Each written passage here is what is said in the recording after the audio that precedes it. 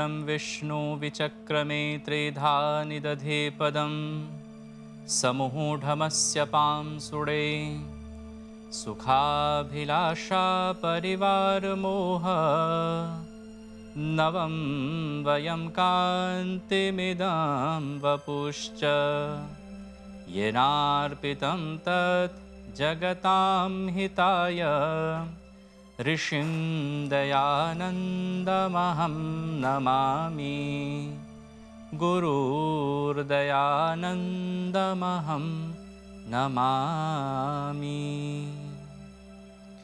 अमृतवाणी कार्यक्रम के समस्त दर्शकों को मेरा सप्रेम नमस्ते। आज का हमारा विषय है सुखी गृहस्थी। मनुष्य जीवन को 4 भागों में विभक्त किया गया है, उसी को हम आश्रम कहते हैं। और हमारे शास्त्रों में इन 4 आश्रमों में सबसे श्रेष्ठ आश्रम गृहस्थ आश्रम को माना गया है। गृहस्थ का अर्थ होता है जो घर अथवा गृह से संबंधित रखता हो। ब्रह्मचर्य, गृहस्थ, वानप्रस्थ एवं संन्यास, ये 4 आश्रम होते हैं। और मनुस्मृति के अनुसार जिस प्रकार प्राणवायु के माध्यम से सभी प्राणी जीवन प्राप्त करते हैं, उसी प्रकार गृहस्थी अर्थात गृहस्थ आश्रम के माध्यम से अन्य 3 आश्रम अर्थात ब्रह्मचर्य, वानप्रस्थ और संन्यास आश्रम जीवन प्राप्त करते हैं। पुरुषार्थ करके धन कमाने का अधिकार गृहस्थी को ही है। और ब्रह्मचर्य काल में भिक्षा आदि मांग करके जीवनचर्या चलाने के लिए विधान आया है। संन्यास और वानप्रस्थ आश्रम में भी भिक्षा मांगने की प्रथा है। तो निश्चित रूप से जो गृहस्थी होता है उनका दायित्व होता है कि वे इन अन्य आश्रमों को भिक्षा आदि के माध्यम से उनको आगे बढ़ाएं।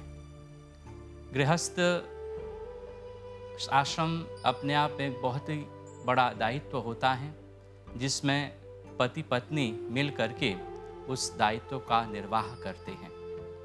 और विवाह से पूर्व ही गुण मिलाप बहुत आवश्यक होता है। ऋषि दयानंद जी कहते हैं कि विद्या अध्ययन के बाद कन्या और जो स्नातक होता है, जो लड़का होता है, वे सुयोग्य वर वधू को ढूंढ करके गृहस्थ में प्रवेश करें और उनका गुण और स्वभाव एक सा होना चाहिए, उनका गुण और स्वभाव मिलना चाहिए, तब जाकर के उनका जो गृहस्थी है वो सुखमय होता है। अथर्ववेद का एक बहुत ही सुंदर मंत्र है, जिसके अंतर्गत एक सुखद गृहस्थी का वर्णन आया है। मंत्र इस प्रकार है: ओम सुधृतावन्तः सुभगा इरावन्तो हसामुदाः अतृषा अधुक्ध्यास्त गृहा माँ अस्मात् विभीतना।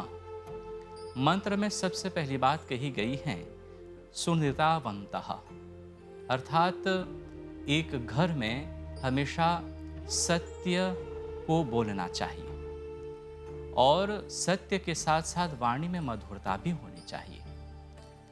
इसका प्रभाव बच्चों में भी पड़ता है। सत्यम वद, अर्थात हम सत्य बोले लेकिन प्रिय बोले, अच्छा बोले। इसलिए शास्त्र कहता है कि हमेशा सत्य बोलना चाहिए। यदि हम घर में झूठ बोलते हैं तो यह संस्कार बच्चों में भी पड़ता है और बच्चे लोग भी झूठ बोलना सीख लेते हैं। और कहा जाता है एक झूठ को छिपाने के लिए अनेक झूठ बोलना पड़ता है।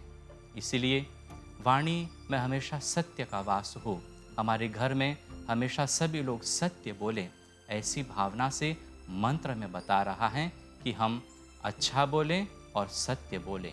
और साथ ही साथ में मधुर भाषण का भी प्रयोग करना चाहिए। घर में कभी भी कठोर भाषा का प्रयोग नहीं करना चाहिए जिससे किसी को ठेस पहुँचे। तो ये आप हमेशा ध्यान रखिए कि घर में हमेशा सुख शांति चाहते हैं तो हमारी वाणी पर हमें अपने आप को अपने वाणी पर नियंत्रण रखना चाहिए, अच्छा बोलना चाहिए और सत्य वाणी बोलनी चाहिए।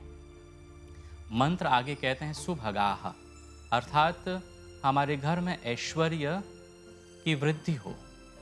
और ऐश्वर्य का जो सीधा संबंध है वो पत्नी से है।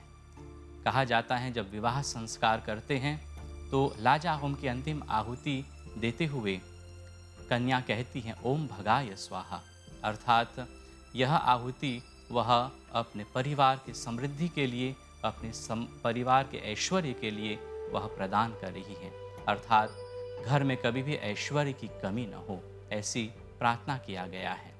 और आगे कहा गया है इरावंतोह, अर्थात इरा का अर्थ होता है अन्न।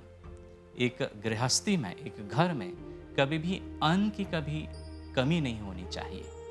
विवाह संस्कार में भी जब गृहस्थ आश्रम में प्रवेश करते हैं और उस समय सप्तपति विधि किया जाता है, पहला कदम रखते हुए कहा गया है ईशे एकपति भव, अर्थात गृहस्थ में पहला कदम रखते हुए वर वधु अन्न की कामना करते हैं, अर्थात उनके गृहस्थी में कभी भी अन्न की कमी न हो। यदि एक घर में अन्न की कमी होती है तो निश्चित रूप से अत्यंत दुखदायी होता है। कहा जाता है अन्न से ही ऊर्जा अर्थात शक्ति की प्राप्ति होती है, और शक्ति प्राप्त करने के बाद ही हम पुरुषार्थ करके, मेहनत करके धन कमा पाते हैं। यदि अन्न न हो तो शरीर कमज़ोर हो जाता है और पुरुषार्थ करने में भी हम कम हो जाता है, हमारा पुरुषार्थ भी कम हो जाता है। तो इससे घर को चलाने के लिए अधिक धन को नहीं कमा पाते हैं। इसलिए अन्न बहुत ज़रूरी होता है कि हमारी गृहस्थी में हमेशा अन्न का भंडार भरी रहे। आगे मंत्र कह रहा है हसा मुदाह, कहा जाता है जब सभी लोग अपने गृहस्थी में हंसते मुस्कुराते रहते हैं तो निश्चित रूप से घर में सुख शांति बनी रहती है। और एक दूसरे को समझते हुए कोई भी परिस्थिति आ जाए अपनी गृहस्थी में हमेशा हम मुस्कुराते रहें, हमेशा हंसी मजाक करते रहें, और इससे घर का वातावरण अत्यंत सुखमय हो जाता है। यदि घर में तनाव है और सभी लोग तनावग्रस्त होते हैं तो रोग का भी कारण हो जाता है। इसीलिए शास्त्र, हमारा वेद कह रहा है कि कभी भी घर में हम दुखी ना हो, हमेशा हम सुखपूर्वक रहें, खुशी के साथ रहें, सभी परिवार को, बच्चों को साथ मिलकर के हंसी मजाक करते रहें। इससे बच्चों का भी निर्माण ठीक से होता है। जिस घर में बच्चे लोगों को हम तनाव से ग्रस्त रखते हैं तो निश्चित रूप से उनका निर्माण, उनका विकास ठीक से नहीं हो पाता है। आगे मंत्र कहता है अतृष्याः, हम सभी लोग लोभ से मुक्त होवें, अर्थात घर में कोई भी लोभी न हो। और लोभ के साथ साथ ये हमें यह भी संदेश मिल रहा है कि हम सभी लोग संतुष्ट रहें। कोई भी कितने भी हमें प्राप्त हो रहा है धन, कितने भी खुशियां हैं, कितने भी चीज़ हमें प्राप्त हो रहा है, उससे ही हम संतुष्ट रहें, न ज़्यादा न कम। क्योंकि कहा जाता है संतोषम परमम सुखम, संतोष ही सबसे बड़ा सुख होता है। और कहा गया है अक्षुध्याः, मंत्र आगे कह रहे हैं कि हमारे घर में कोई भी भूखा न रहे, अर्थात खान पान की कभी कमी न हो। इससे पहले हमने अन्न के लिए प्रार्थना की, लेकिन अन्न के साथ साथ दूध आदि जैसे पौष्टिक पेय पदार्थ की कमी न हो हमारे घर में।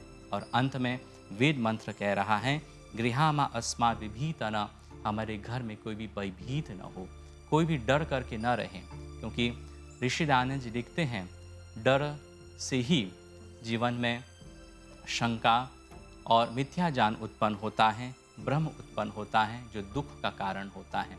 तो हमारे घर में भय का वातावरण कभी भी नहीं होना चाहिए, किसी से भी हम न डरें और हमेशा हम इस प्रकार का जीवन यापन करते हुए हमारे जो गृहस्थी है, जो गृहस्थ जीवन है, निश्चित रूप से सुखमय व्यतीत होगा।